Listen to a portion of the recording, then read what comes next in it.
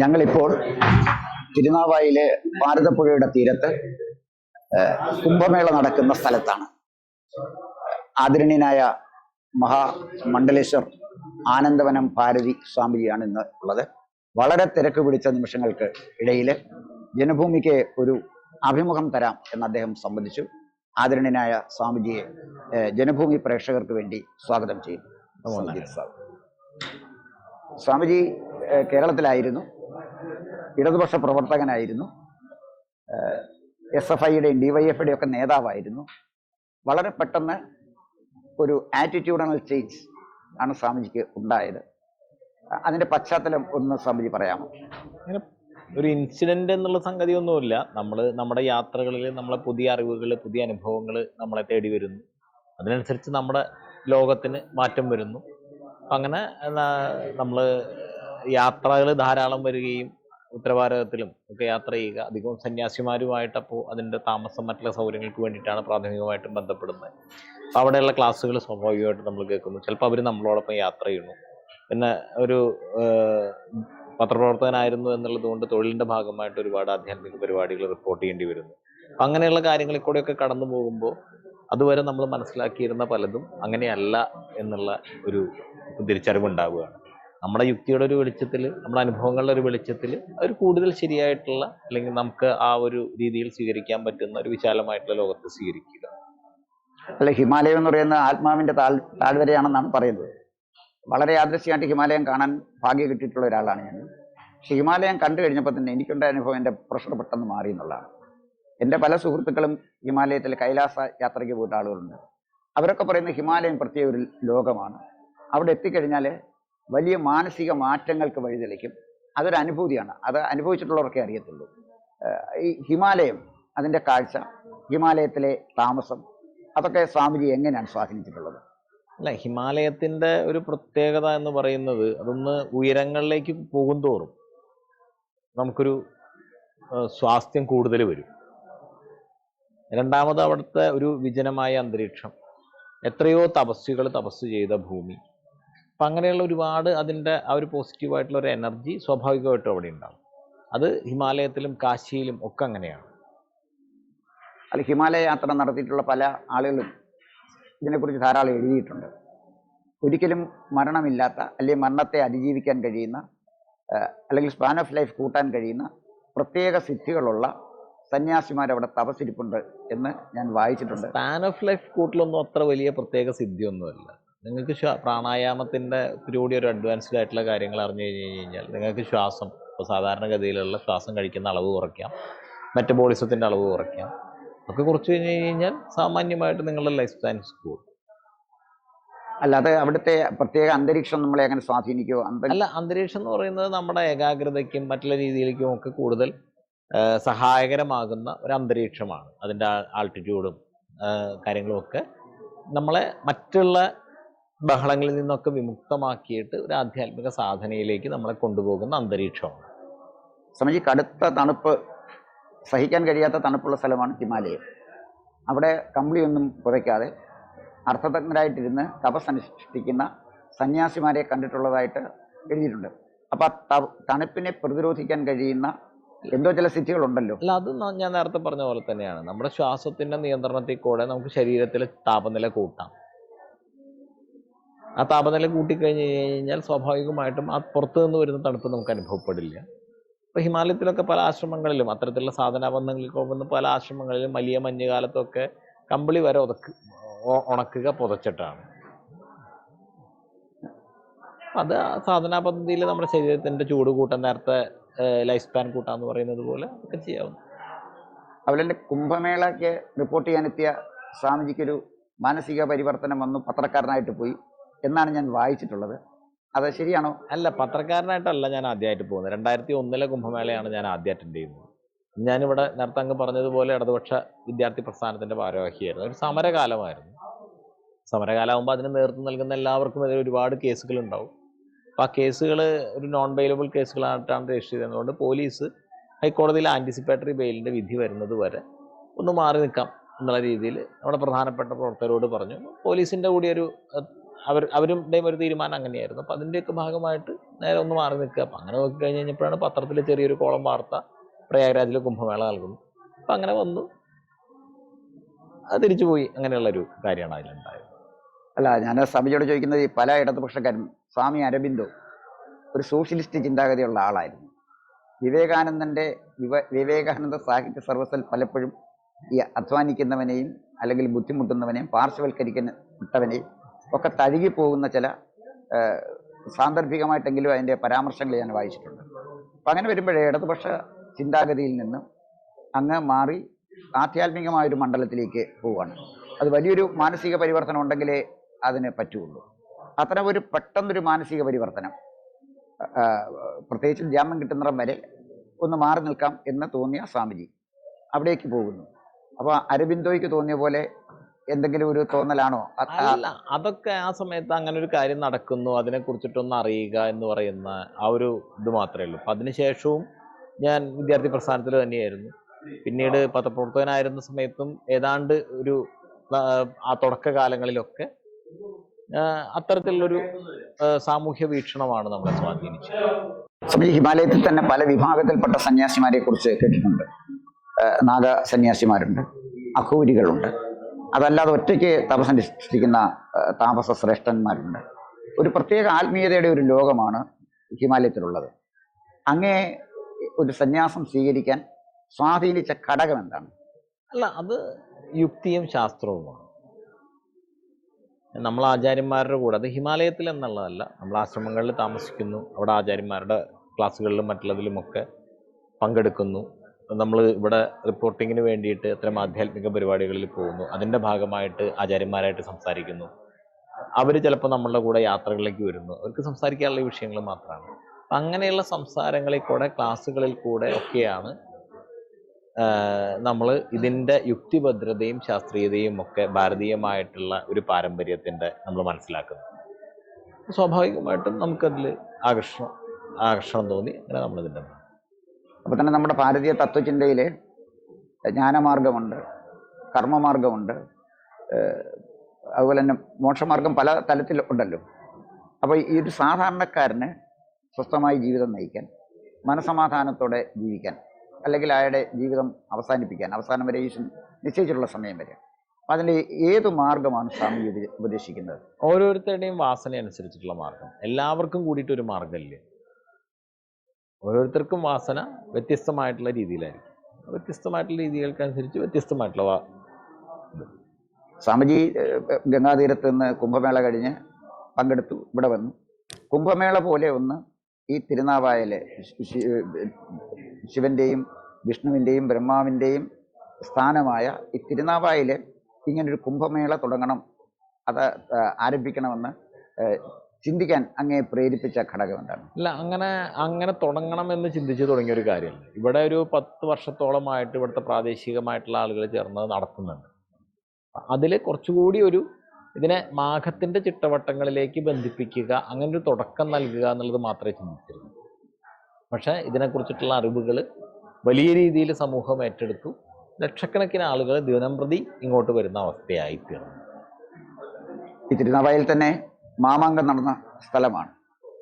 മാമാങ്കത്തിലെ നിലപാട് തറയിൽ ഭരണാധികാരിയായ സാമൂതിരി എത്തുന്നു, ചാവേർപ്പടയെ വള്ളുവക്കോനാതിരി അയക്കുന്നു. അപ്പോൾ ഈ തിരുനാവായയുടെ പ്രത്യേകത ആത്മീയതയും രാഷ്ട്രീയവും ഇതെല്ലാം സംഗമിച്ച് നിൽക്കുന്ന ഒരു സംഗമഭൂമി കൂടാണ് തിരുനാവായ. അപ്പോൾ ഈ തിരുനാവായയിൽ ഇപ്പം കുംഭമേള നടക്കുമ്പോൾ നമ്മുടെ സമൂഹം വളരെ സംഘർഷഭരിതമാണ്. ജാതിയും മതവും ഒക്കെ സ്വാധീനിച്ച് പരസ്പരം മനുഷ്യർ ഒരുപാട് അകറ്റിയിരിക്കുന്നു. ഒരുപക്ഷെ അങ്ങ് ഒരു ഇടതുപക്ഷ പ്രവർത്തകനായി ഇവിടെ നിൽക്കുമ്പോഴുണ്ടായിരുന്നൊരു സമൂഹമാകണമെന്നില്ല. അങ്ങിപ്പോഴേ സന്യാസിയായിട്ട് ഇവിടെ വന്നപ്പോഴേ ആളുകൾ ഒരുപാട് മാറിക്കഴിഞ്ഞു. ആളുകളുടെ മനസ്സിലെ പരസ്പര വിദ്വേഷത്തിൻ്റെയും വെറുപ്പിൻ്റെയും വിത്തുകൾ ഇങ്ങനെ മുളച്ചുകൊണ്ടിരിക്കുകയാണ്. ആ ഒരു പ്രത്യേക സാഹചര്യത്തിൽ ഈ കുംഭമേളയ്ക്ക് എല്ലാ മനുഷ്യരും, ജാതിക്കും മതത്തിനും രാഷ്ട്രീയത്തിനും അതീതമായി കുംഭമേളയ്ക്ക് ഒരു മനപരിവർത്തനം ഉണ്ടാക്കുവാൻ എത്രമാത്രം സഹായിക്കും? അതിൽ ഈ മാമാങ്കം എന്ന് പറയുന്നത് മഹാമാഘം, അല്ലെങ്കിൽ മാഘത്തിൻ്റെ മലയാളം മകം, മഹാമകം, ഇത് പറഞ്ഞ് ലോപിച്ചതാണ്. ആ അംഗത്തിന് ഈ അംഗമായിട്ട് ബന്ധമൊന്നുമില്ല. മാഘം തന്നെയാണ് മാമാങ്കം എന്ന് പറയുന്നത്. പക്ഷെ അത് ഇപ്പോൾ ഇവിടുത്തെ മലബാരത്തിന്റെ പാട്ടുകളിലൊക്കെ ഉള്ളത് ഇപ്പൊ ഈ അടുത്ത് അവിടെ നിന്ന് ഇന്നലെ അവര് എല്ലാവരും ചേർന്നിട്ട് വെളിച്ചപ്പെട്ട് വന്നിരുന്നു, ഉറഞ്ഞു വന്നിരുന്നു. അപ്പൊ അവര് പറയുന്ന ഒരു കാര്യം, അവരുടെ തോറ്റം പാട്ടുകളില് മാമാങ്കക്കുളി കഴിഞ്ഞ് ഈറനോടുകൂടി വന്നിരുന്നതാണ് ദേശദേവതകളൊക്കെ എന്നാണ്. അപ്പോ അത് ആ മഹാമാഘം പറഞ്ഞ് ലോപിച്ച് മാമാങ്കമായി മാറിയതാണ്. രണ്ടാമത്തത് ഇപ്പൊ ആദ്യഘട്ടത്തിൽ ബ്രഹ്മാവ് യാഗം നടത്തിയ ഭൂമിയാണ്. പിന്നെ ബൃഹസ്പതി ആചാര്യനായി മാഘം തുടങ്ങി. കേരളത്തിൽ ചക്രവർത്തി ആയണമെന്ന് ചെരമാൻ പെരുമാൾ വന്നു, പെരുമാക്കന്മാർ വന്നു. അവസാനത്തെ പെരുമാൾ ചേരമാൻ പെരുമാളുടെ കൈലാസാരോഹണത്തിന് ശേഷം പെരുമ്പടുപ്പ് സ്വരൂപം കഴിഞ്ഞ് കഴിഞ്ഞിട്ട് വള്ളുവക്കോനാതിരി ആക്രമിച്ച് കീഴ്പ്പെടുത്തിയായിരുന്നു സാമൂതിരിപ്പാട്. അപ്പൊ ഈ തൃശ്ശൂര് വെടിക്കെട്ട് അപകടം നടന്നാൽ അതല്ലല്ലോ തൃശ്ശൂർ പൂരം. അതുപോലെ അവിടെ നടക്കുന്ന ആ ഒരു സമയത്ത് വള്ളുവനാടിന്റെയും ഇതിന്റെയും തമ്മിൽ യുദ്ധങ്ങൾ നടക്കും. ആ യുദ്ധങ്ങളും മാഘവുമായിട്ട് യാതൊരു ബന്ധവും. മാഘം നടക്കുമ്പോൾ വലിയൊരു ഹിന്ദു ധർമ്മ സംഗമം നടക്കുക. ആ ധർമ്മ സംഗമം സാമാന്യേന സമാജത്തെ ഉണർത്തും. ഈ മണ്ണിൽ എല്ലായിടത്തും ദേവതയുണ്ട് എന്നുള്ളൊരു ബോധ്യം വരും. ആ ദേവതയുടെ മര്യാദകൾക്കനുസരിച്ച് വേണം നമ്മൾ ജീവിക്കാൻ എന്നുള്ള ഒരു അറിവും വരും. സംജീവം മഹാമാഘം എന്ന സങ്കല്പം തന്നെ അത് പിന്നെ മാമാങ്കമായി മാറി. അപ്പം അവിടെ മാഘമായാലും ശരി, മാമാങ്കമായാലും ഒരു രാഷ്ട്രീയ നിരീക്ഷകൻ എന്നുള്ള നിലയിൽ അങ്ങയുടെ ഒരു അഭിപ്രായം ചോദിച്ചാണ്. അതിനൊരു 3 തലമുണ്ട്. അതിന് രാഷ്ട്രീയമായ തലമുണ്ട്. ആ രാഷ്ട്രീയമായൊരു തലം വള്ളുവക്കോനാതിരെ രാഷ്ട്രീയം ഒരു ഭാഗത്ത്, സാമൂതിരിയുടെ രാഷ്ട്രീയം മറ്റൊരു ഭാഗത്ത്, അതല്ലെങ്കിൽ പെരുമ്പടപ്പ് സ്വരൂപത്തിൻ്റെ ആണെങ്കിൽ അത് വ്യത്യസ്തമായിട്ട്, അതെന്തുമായിക്കോട്ടെ അവിടെ ഒരു രാഷ്ട്രീയം ഉണ്ടായിരുന്നു. അത് ഭരിക്കുന്നവരാരോ അവരുടെ രാഷ്ട്രീയം ഞാൻ ഉദ്ദേശിച്ചത്. അതേപോലെ തന്നെ അവിടെ ഒരു സംസ്കാരവും ഉണ്ടായിരുന്നു, പ്രത്യേകതയുള്ള സംസ്കാരം. അതിലെല്ലാം ഉപരിയായിട്ട് മഹാമാഘത്തിന് ഈ ആളുകളെ ചേർക്കുന്ന ഒരു ആത്മീയതയുമുണ്ട്. ഈ 3 ഘടകങ്ങൾ ഇപ്പോഴും ഈ നിളയുടെ തീരത്തിൽ ഭാരതപ്പുഴയുടെ തീരത്ത് ഇപ്പോഴും നിലനിൽക്കുന്നുണ്ട് എന്നങ്ങ് കരുതുന്നുണ്ടോ? അതില് ഈ സംസ്കൃതിയുടെ ഒരു മുന്നോട്ട് പോക്ക് എന്ന് പറഞ്ഞു കഴിഞ്ഞാൽ സ്വാഭാവികമായിട്ടും ഒരു കാലഘട്ടത്തിൽ, എത്ര കാലം നമ്മൾ മൂടി വെച്ചാലും ഒരു കാലഘട്ടത്തിൽ ഉണർന്നു വരും എന്നുള്ളതാണ്. അപ്പം ആ ഒരു ഉണർച്ച സ്വാഭാവികമായിട്ട് സംഭവിക്കുക തന്നെ ചെയ്യും. പിന്നെ നമുക്ക് ഏതെങ്കിലും തരത്തിൽ ഒരു മാറ്റി തീർക്കാനോ വേറെ വഴിക്ക് തിരിച്ചുവിടാനോ ഒന്നും, സ്വാഭാവികമായിട്ടൊരു കാലം കഴിയുമ്പോൾ അത് ആ രീതിയിൽ തന്നെ സംഭവിക്കും. അപ്പോൾ കുംഭമേള ആദ്യം നടക്കാൻ പോകുന്ന ഒരു ഘട്ടത്തിൽ ഞങ്ങളുടെ നാട്ടിൽ, ഞാൻ തിരുവിതാംകൂറിൽ നിന്ന് വരുന്ന ആളാണ്, അവിടെയൊക്കെ ഒരു പ്രചരണം ഉണ്ടായിരുന്നത് വലിയ സംഘർഷം ഉണ്ടാകാൻ പോകുന്നു, ഗവൺമെൻറ് തടയാൻ ശ്രമിക്കുന്നു, അതല്ലെങ്കിൽ വേറെ ആരെങ്കിലുമൊക്കെയോ തടയാൻ ശ്രമിക്കുന്നു. സ്വാമിജി തന്നെ ഇതിൽ അർത്ഥമില്ല, അങ്ങനെയൊന്നും അല്ലെന്ന് സ്വാമിജി പറഞ്ഞതായിട്ട് കണ്ടായിരുന്നു. അപ്പോൾ നമ്മുടെ ഈ കുംഭമേള അല്ലെ മഹാമാഘം ആഘോഷിക്കുന്നതിനെ ആരെങ്കിലും ബോധപൂർവം തടയാൻ ശ്രമിച്ചു എന്ന് തോന്നിയിട്ടുണ്ടോ? അല്ല, അത് സർക്കാരിൻ്റെ ഭാഗത്ത് നിന്ന് നമുക്കൊരു അനുകൂല സമീപനം ഉണ്ടായിട്ടില്ല. ഡിസ്ട്രിക്ട് അഡ്മിനിസ്ട്രേഷനാണ് നമ്മൾ 2 മാസം മുമ്പാണ് നമ്മൾ അതിന് വേണ്ടിയിട്ടുള്ള അനുമതിക്കും കാര്യങ്ങളും, നവംബർ ആദ്യം അതിനുവേണ്ടി അനുമതിക്ക് വേണ്ടി കാര്യങ്ങളൊക്കെ കൊടുത്തിരുന്നു. അന്ന് അവർ വളരെ പോസിറ്റീവായിട്ടുള്ളൊരു സമീപനം പോലെയാണ് നമുക്ക് തോന്നിയിരുന്നത്. നിങ്ങൾ കാര്യങ്ങൾ ചെയ്തോളൂ, ഒഫീഷ്യൽ ഇതൊക്കെ നമ്മൾ തയ്യാറാക്കാം, പിന്നീട് തയ്യാറാക്കാം. ഇപ്പോൾ നമ്മൾ ലോക്കൽ ഗവൺമെൻറ് തിരക്കിലൊക്കെയാണ്, പഞ്ചായത്ത് തെരഞ്ഞെടുപ്പിൻ്റെ തിരക്കുകളിലൊക്കെയാണ്. അപ്പം അത് കഴിഞ്ഞ് അത് തുടങ്ങാൻ ഒരു 5 ദിവസം മുമ്പുള്ളപ്പോഴാണ് അവർ കൊണ്ടുവന്ന സ്റ്റോപ്പ് മെമ്മോ തരുന്നത്. ടെക്നിക്കലി ഇപ്പോഴും സ്റ്റോപ്പ് മെമ്മോ നിലനിൽക്കുകയാണ്, പെർമിഷൻ ഒന്നും കിട്ടിയിട്ടില്ല. ഇത് ബോധപൂർവം കളക്ടറുടെ ഭാഗത്ത് നിന്നുണ്ടായിരുന്ന ഒരു അനാസ്ഥയാണ് അതിൽ സംഭവിച്ചിരിക്കുന്നത്. അനാസ്ഥയാണോ, അല്ലെങ്കിൽ ഉത്തരവാദിത്വമില്ലായ്മയാണോ, അതല്ലെങ്കിൽ വേറെ ഏതെങ്കിലും നിർദ്ദേശങ്ങൾക്കനുസരിച്ച് പ്രവർത്തിക്കുന്നതാണോ എന്നൊന്നും നമുക്കറിയില്ല. പക്ഷെ അതിൽ ഇപ്പോൾ സാധാരണഗതിയിൽ ഇങ്ങനൊരു കാര്യം, ഒരു അപേക്ഷ കിട്ടിക്കഴിഞ്ഞ് കഴിഞ്ഞാൽ ഉടനെ തന്നെ ഒരു കോർഡിനേഷൻ കമ്മിറ്റി വിളിച്ച് ഓരോ ഡിപ്പാർട്ട്മെന്റ് ഉദ്യോഗസ്ഥന്മാരെ അതിന് ഇവിടെ ഞാൻ പത്രങ്ങളിൽ വായിച്ചത് ഒരു താൽക്കാലിക പാലം നിർമ്മിക്കുന്നതായിട്ട് ബന്ധപ്പെട്ടാണ് സ്റ്റോപ്പ് മെമ്മോ തന്നത്. സ്റ്റോപ്പ് മെമ്മോ താൽക്കാലിക പാലവും ഇതിനു വേണ്ടിയിട്ടുള്ള ടെമ്പററി യജ്ഞശാല, അങ്ങനെയുള്ള മണപ്പുറത്ത് മറ്റുള്ള സൗകര്യങ്ങൾ ചെയ്യുന്നതിനും മണപ്പുറം വൃത്തിയാക്കുന്നതിനും, അങ്ങനെ ഇതിൻ്റെ ഭൗതിക സൗകര്യങ്ങൾക്കൊക്കെ അടക്കമാണ് സ്റ്റോപ്പ് മെമ്മോ. അപ്പോൾ ആ സ്റ്റോപ്പ് മെമ്മോ ഇപ്പോഴും വാലിഡാണ്. സാധാരണഗതിയിൽ ഒരു ഉത്തരവാദിത്വമുള്ള ഒരു സംവിധാനം ചെയ്യേണ്ടത്, ഡിസ്ട്രിക്ട് അഡ്മിനിസ്ട്രേഷൻ ചെയ്യേണ്ടത്, ഇങ്ങനൊരു അപേക്ഷ കിട്ടിക്കഴിഞ്ഞാൽ ഒരാഴ്ചയ്ക്കുള്ളിൽ മാക്സിമം എല്ലാ ഡിപ്പാർട്ട്മെൻറ്റുകളെയും ഒരു മീറ്റിംഗ് കൂടി ഓരോരുത്തർക്ക് അതിൻ്റെ ചുമതല കൊടുക്കുക. ആ ഡിപ്പാർട്ട്മെൻറ്റുമായി ബന്ധപ്പെട്ട കാര്യങ്ങൾ ശരിയായി നടക്കുന്നുണ്ട്. ഇത് അവസാന നിമിഷം പോലും ഇത്രയും ആളുകൾ എത്തിച്ചേരുന്ന ഒരു കാര്യം, എത്ര ആളുകൾ എത്തിച്ചേരുന്നുള്ളത് നമുക്കും അറിയില്ല, ആർക്കും അറിയില്ല. പക്ഷെ എത്തിച്ചേരാൻ സാധ്യതയുള്ള ഒരു കാര്യത്തിന് വേണ്ടിയിട്ടുള്ള ഏറ്റവും മിനിമം പോലീസ് ഭാഗത്ത് നിന്നുള്ള ഗതാഗത നിയന്ത്രണം, അതിന് വേണ്ടിയിട്ടുള്ള പ്ലാനുകളോ കാര്യങ്ങളെ കുറിച്ചെങ്കിലും ആലോചിക്കുക എന്നുള്ളത്. അതൊന്നും ആലോചിക്കാതെ 4 ദിവസം മുമ്പ് വന്നിട്ടാണ് സ്റ്റോപ്പ് മെമ്മോ തരുന്നത്. അല്ലാതെ പിന്നെ ഇപ്പം ശബരിമല ക്ഷേത്രം സ്ഥിതി ചെയ്യുന്ന പമ്പ തീരത്ത് തന്നെ, ക്ഷേത്രം മാറിയാണെങ്കിൽ പോലും പമ്പ പുണ്യനദിയായിട്ടാണ് കാണുന്നത്. ആ പമ്പയുടെ തീരത്താണ് ചെറുകോൽപ്പുഴ ഹിന്ദുമത കൺവെൻഷൻ നടക്കുന്നത്. അവിടെയും മാരാമൺ കൺവെൻഷൻ മാരാമൺ കൺവെൻഷൻ താൽക്കാലിക പാലം ഉണ്ടാക്കാറുണ്ട്, തടയണ ഉണ്ടാക്കുന്നുണ്ട്, അവിടെ വലിയ പന്തലുകൾ കെട്ടുന്നുണ്ട്, ഇതൊക്കെ നടക്കുന്നുണ്ട്.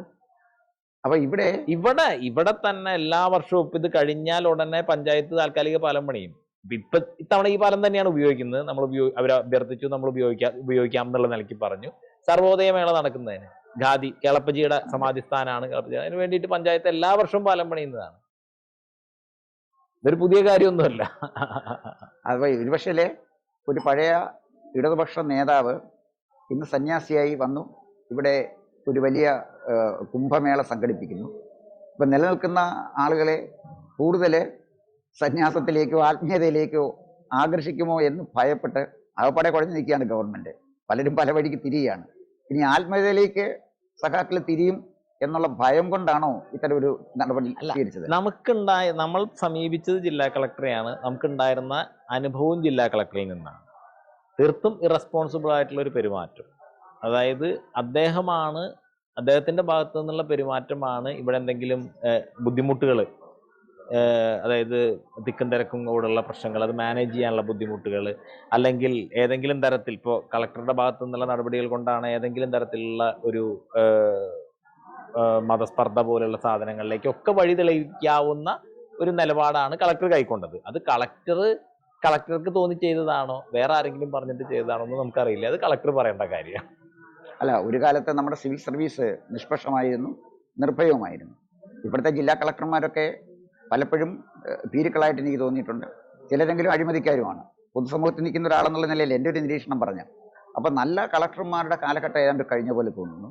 അപ്പോൾ ബോധപൂർവം ഗവൺമെന്റിന്റെ സ്വാധീനമില്ലാതെ അല്ലെങ്കിൽ ഗവൺമെന്റിന്റെ നിർദ്ദേശമില്ലാതെ കളക്ടർ അദ്ദേഹത്തിന്റെ സ്വമനസാലെ എടുത്ത ഒരു തീരുമാനമാണെങ്കിൽ അത് ഗൗരവമായി പരിഗണിക്കേണ്ടതാണ്. 2, ഇവിടെ ഒരു മഹാകുംഭമേള നടക്കാൻ പോവുകയാണ്.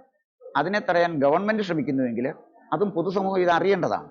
അപ്പോൾ അതുകൊണ്ട് അത്തരമൊരു വിവേചനം നമ്മുടെ സമൂഹത്തിൽ അനുവദിക്കാൻ പാടില്ല. അത് കളക്ടറായാലും ശരി, മുഖ്യമന്ത്രി ആയാലും ശരി. സമൂഹം അനുവദിക്കുന്നില്ല, അതുകൊണ്ടാണല്ലോ മാഘം ഗംഭീരമായി നടക്കുന്നത്.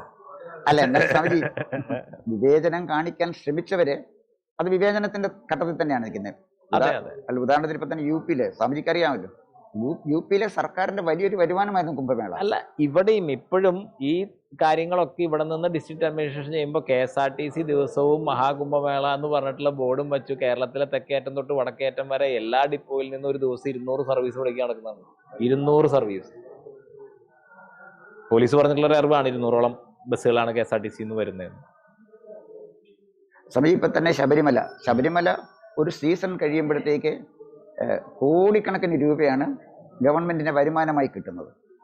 അത് യു.പിയിൽ നന്നായിട്ട് ചെയ്തിട്ടുണ്ട്. അവിടെ തീർത്ഥാടകർക്ക് എല്ലാ സൗകര്യങ്ങളും. ഇവിടെ അതിന് വേണ്ടിയിട്ടുള്ള സജ്ജീകരണങ്ങളൊക്കെ കളക്ടർ ചെയ്തിരുന്നു എന്നുണ്ടെന്നുണ്ടെന്നുണ്ടെങ്കിൽ തിരുനാവായയ്ക്കും അതിൻ്റെതായിട്ടുള്ള ഒരുപാട് സാധ്യതകൾ ഉണ്ടായിരുന്നു. ഇപ്പോൾ താൽക്കാലികമായിട്ടുള്ള താമസ സൗകര്യങ്ങൾ, ഭക്ഷണ വ്യവസ്ഥകൾ, ഇതൊക്കെ ഈവൻ ടൂറിസം ഡിപ്പാർട്ട്മെന്റുകൾ പോലുള്ള KTDC പോലുള്ള കോർപ്പറേഷനുകളുമായിട്ട് സഹകരിച്ച് ഒരുപാട് സാധ്യതകളുണ്ടായിരുന്നു. അതൊക്കെയാണ് സാധാരണഗതിയിൽ ഒരു ഉത്തരവാദിത്തപ്പെട്ട ഭരണകൂടത്തിൽ നിന്ന് പ്രതീക്ഷിക്കുന്നത്. പക്ഷെ അതൊന്നും ഉണ്ടായി. അതുകൊണ്ട് ധർമ്മത്തിന് പ്രശ്നമൊന്നുമില്ല. അല്ല സ്വാമിജി, ധർമ്മത്തിന് പ്രശ്നമില്ലെങ്കിലും ജനാധിപത്യപരമായ അവകാശങ്ങളുടെ നേരെ ഒരു കടന്നുകയറ്റമാണ് കളക്ടർ ചെയ്തിരിക്കുന്നത്. അപ്പൊ ഇച്ഛാശക്തി ഇല്ലാത്ത, ഭീരുവായ, ദീർഘവീക്ഷണമില്ലാത്ത ഒരു കളക്ടർ വിചാരിച്ചപ്പോൾ ഈ കുംഭമേളയുടെ മാറ്റ് കുറയ്ക്കാൻ കഴിഞ്ഞു എന്ന് ഞാൻ കരുതുന്നില്ല. അല്ല, നമ്മളെ കുറച്ചുകൂടി ബുദ്ധിമുട്ടിക്കാൻ കഴിഞ്ഞു. അതാണ് അതിന്റെ പ്രായോഗികമായിട്ട് ഇതിന്റെ സംവിധാനങ്ങളും സാഹചര്യങ്ങളും ഒക്കെ ഒരുക്കുന്നതിൽ നമുക്ക് അതിൻ്റെതായിട്ടുള്ള ബദൽ സംവിധാനങ്ങൾ കാണുന്നത്, അങ്ങനെയൊക്കെയുള്ള ചില പരിമിതികൾ, ഒരു തരത്തിൽ പറഞ്ഞാൽ വലിയ രീതിയിലുള്ള ഒരു സാമ്പത്തിക ബാധ്യത, അങ്ങനെയുള്ള കാര്യങ്ങളൊക്കെ ഉണ്ടായിട്ടുണ്ട്.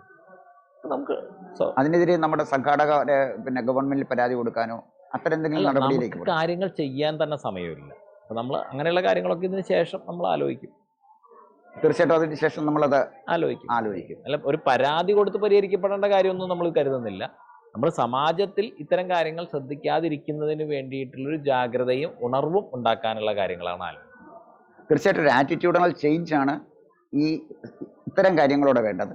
അപ്പോൾ ഇവിടെ എത്തുന്ന ആയിരക്കണക്കിന് തീർത്ഥാടകർക്ക് സംവിധാനം ഒരുക്കി കൊടുത്ത് ഇതിനെ വളരെ ഭംഗിയായിട്ട് നടത്താൻ സഹായിക്കുന്നതിന് പകരം വളരെ നെഗറ്റീവായ ഒരു നിലപാട് സ്വീകരിച്ച ജില്ലാ കളക്ടർ, അത് വളരെ പ്രതിഷേധാർഹമായ ഒരു കാര്യമായിട്ടാണ് ഒരു പത്രപ്രവർത്തകൻ എന്നുള്ള നിലയിൽ എനിക്ക് തോന്നുന്നത്. എന്തായാലും സ്വാമിജി ഇവിടെ വന്നു, വളരെ ഗംഭീരമായ ഒരു കുംഭമേള സംഘടിപ്പിച്ചു. ഇനി എല്ലാ വർഷവും ഈ കുംഭമേള ഉണ്ടാകും. മാഘം എല്ലാ വർഷവും ഉണ്ടാവും. ഇവിടെ 12 വർഷം കൂടുമ്പോഴുള്ള വിശേഷമായ സമയം സിംഹസ്ഥയാണ്. അത് ഉജ്ജയിൻ കുംഭമേളയുടെ അതേ സമയമാണ്. അത് 2028 വലിയ രീതിയിൽ ആചരിക്കും. അപ്പൊ ഇനി 2028 വലിയ രീതിയിൽ ഒരു അല്ല, ഇതേപോലെ തന്നെ 27 എല്ലാ വർഷങ്ങളിലും ഉണ്ടാവും. ഇതുപോലെ ഉണ്ടാവും. മാഘം എല്ലാ വർഷവും ഉള്ള ആചരണമാണ്. അത് ശകവർഷത്തിലൊരു കലണ്ടർ മാസമാണ്. മാഘം എല്ലാ വർഷവും ആചരിക്കും. അത് 28 വളരെ വിപുലമായ രീതിയിലായിരിക്കും സംഘാടനം. ഭാരതത്തിലെ എല്ലാ പരമ്പരകളിൽ നിന്നുള്ള ആചാര്യന്മാർ ഇവിടെ എത്തിച്ചേരും. അപ്പോൾ 2028 കുംഭമേളയ്ക്ക് സമാനമായ വലിയ ഒരു ആഘോഷം 2028 ഇവിടെ ഉണ്ടാകും. അപ്പോൾ സ്വാമിജി ഇവിടെ വന്ന് ഇത്തരം ഒരു കുംഭമേളയ്ക്ക് തുടക്കം കുറിച്ചത് തീർച്ചയായിട്ടും വലിയൊരു സന്ദേശമാണ് നൽകുന്നത്. ഞങ്ങൾ ഈ വന്ന വഴിക്കൊക്കെ കുംഭമേള നടക്കുന്നതിനെക്കുറിച്ച് ആ വഴി ചോദിച്ച ഈ നാട്ടുകാരെ വളരെ സന്തോഷത്തോടാണ് ഞങ്ങൾക്ക് വഴി കാണിച്ചു തന്നത്. ഒരു വിവേചനം എനിക്ക് തോന്നിയില്ല. അല്ല, ഇവിടെ എല്ലാ മതവിഭാഗങ്ങളിൽപ്പെട്ട ആളുകളും അവരുടെ വീട്ടുമുറ്റത്ത് പാർക്കിംഗ് ഒരുക്കിയും വെള്ളം കൊടുത്തും ഒക്കെ ഇപ്പൊ പ്രയാഗിൽ എങ്ങനെയാണോ അവിടുത്തെ ജനത വരുന്ന തീർത്ഥാടകർ, അതുപോലെ തന്നെയാണ് തിരുനാവായയിലും സംഭവിക്കുന്നത്. അപ്പൊ ജാതിക്കും മതത്തിനും അതീതമായി ഒരു ജനത ഏറ്റെടുത്ത കുംഭമേള തടയാൻ ഒരു ജില്ലാതല ഭരണാധികാരി ശ്രമിച്ചു എന്ന് പറയുന്നത് അദ്ദേഹത്തിന്റെ ഔദ്യോഗിക ജീവിതത്തിലെ അദ്ദേഹത്തിനൊരു ശരിക്കും പറഞ്ഞാൽ ഒരു ബാഡ് മാർക്കാണ് ഉണ്ടാക്കിയതെന്ന് എനിക്ക് തോന്നുന്നു. നിരീക്ഷകൻ എന്നുള്ള നിലയിൽ എനിക്ക് തോന്നുന്നു. എന്തായാലും ശരി, ഈ കുംഭമേളയ്ക്ക് നമ്മുടെ നാട്ടിൽ നഷ്ടപ്പെട്ടുകൊണ്ടിരിക്കുന്ന മതസൗഹാർദ്ദത്തിന് അല്ലെങ്കിൽ ദുർബലമായിക്കൊണ്ടിരിക്കുന്ന ആത്മീയതയ്ക്ക് ഒരു പുതിയ ചൈതന്യം ഉണ്ടാക്കാൻ കഴിയും എന്നാണ് ഞാൻ വിശ്വസിക്കുന്നത്. സ്വാമിജി വളരെ ചെറുപ്പമാണ്. ദീർഘകാലത്തെ പരിചയം അദ്ദേഹത്തിന് ഹിമാലയ സാനുക്കളിലെ കുംഭമേളയിൽ ഒക്കെ ഉണ്ടായിട്ടുണ്ട്. അതുപോലെ തന്നെ ഏറ്റവും കൗതുകകരമായ ഒരു കാര്യം, ആദ്യമായി ഒരു കമ്മ്യൂണിസ്റ്റ് പാർട്ടിയെ ബാലറ്റിലൂടെ അധികാരത്തിൽ എത്തിച്ച കേരളത്തിലെ ഇടതുപക്ഷ പ്രവർത്തകനായ ഒരാൾ പത്രപ്രവർത്തകനായിട്ട് മാറുകയും സന്യാസിയായി വരികയും ചെയ്തത് തീർച്ചയായിട്ടും കേരള ചരിത്രത്തിലെ ഒരു പ്രത്യേക അധ്യായത്തിന് തുടക്കം കുറിക്കുമെന്ന് എനിക്ക് തോന്നുന്നു. സ്വാമിജിയെ കാണാൻ കഴിഞ്ഞതിൽ സന്തോഷമുണ്ട്. അങ്ങയുടെ സംസാരിക്കാൻ കഴിഞ്ഞതിൽ സന്തോഷമുണ്ട്. ജനഭൂമി പ്രേക്ഷകർക്ക് വേണ്ടി ഞങ്ങളുടെ എല്ലാ ആദരവും സ്വാമിജിയെ അറിയിക്കുവാൻ ഞാൻ ആഗ്രഹിക്കുകയാണ്. നമസ്കാരം. കൂടുതൽ വാർത്തകളും വിശേഷങ്ങളും നേരിട്ട് ലഭിക്കാൻ ജനങ്ങളിൽ നിന്ന് ജനങ്ങളിലേക്ക് ജനഭൂമി ന്യൂസ് സബ്സ്ക്രൈബ് ചെയ്യൂ. ബെൽ ബട്ടൺ അമർത്താനും മറക്കരുത്.